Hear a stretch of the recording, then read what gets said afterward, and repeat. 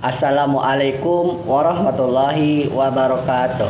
Salam, Om Swastiastu, Namo Buddhaya, Salam Kebajikan. Perkenalkan, saya Ahmad Mulisin dengan NIM 40123110003. Di sini saya akan menyampaikan sekaligus memaparkan materi tentang indikator apa saja sih yang bisa dikatakan sebagai negara. Baik, di sini saya akan memaparkan materi-materi tersebut.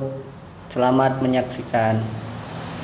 Nah, yang pertama yaitu indikator untuk dikatakan sebagai negara. Sebuah negara memiliki indikator-indikator tertentu yang menentukan statusnya sebagai negara.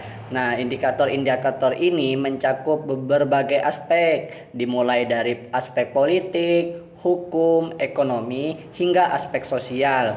Indikator untuk dikatakan sebagai negara dapat mencakup beberapa aspek yang menunjukkan keberadaan dan kedaulatan suatu entitas sebagai negara. Jadi di sini saya mengambil 10 indikator yang umum digunakan untuk menentukan apakah suatu entitas itu dapat dikategorikan sebagai negara atau tidak adalah sebagai berikut. Yang pertama yaitu ada wilayah.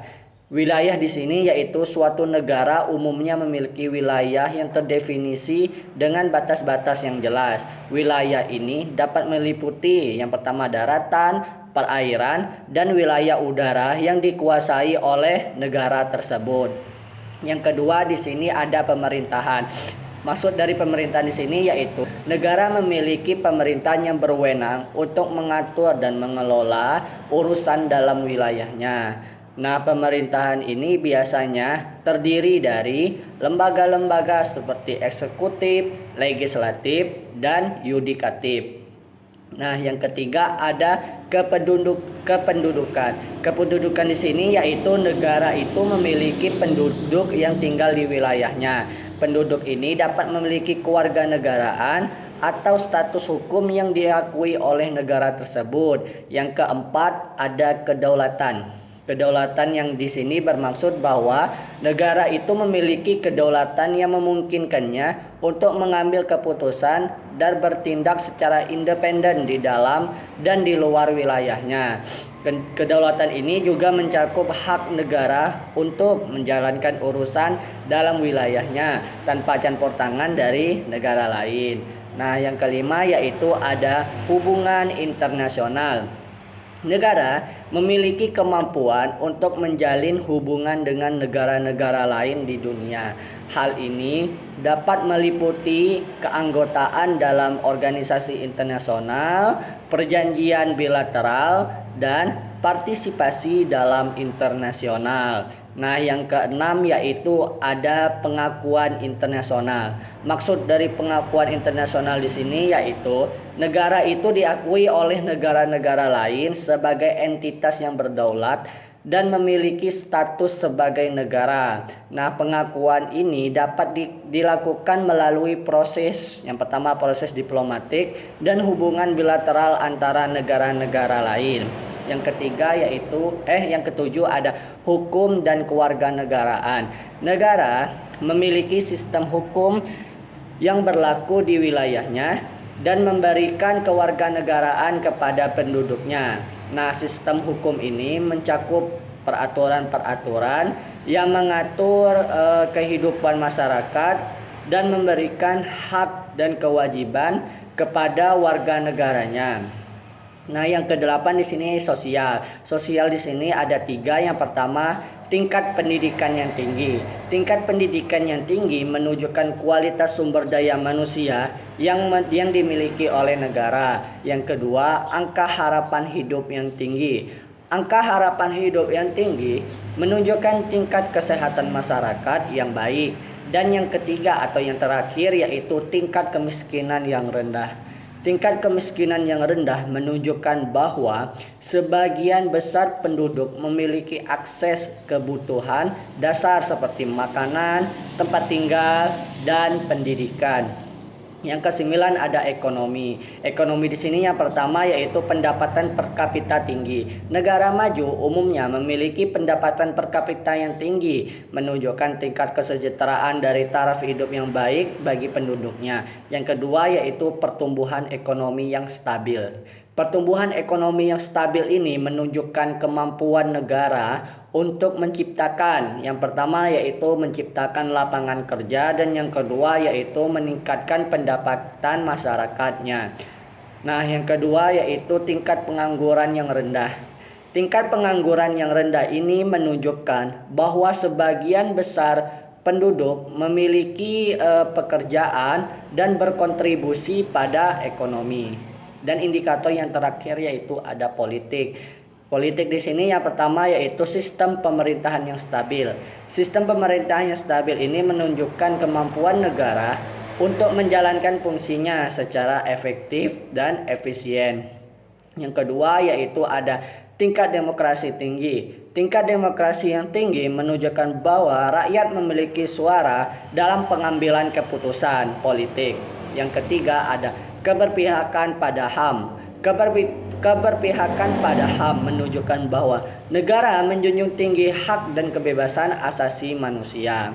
Nah, indikator-indikator ini merupakan beberapa faktor penting yang digunakan untuk menentukan apakah suatu entitas itu dapat dikategorikan sebagai negara. Namun perlu dicatat bahwa definisi negara dapat bervariasi tergantung pada perspektif dan konteksnya. Perlu dicatat juga bahwa tidak semua negara maju memiliki semua indikator yang ada di atas.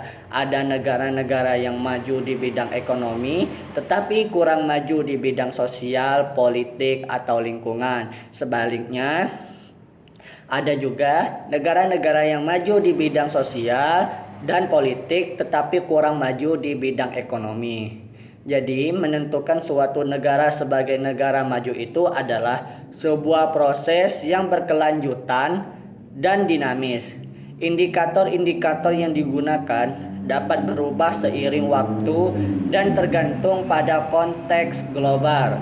Yang terakhir yaitu beberapa indikator lain seperti korupsi, ketahanan lingkungan, dan kualitas infrastruktur juga sering digunakan untuk mengevaluasi kualitas suatu negara.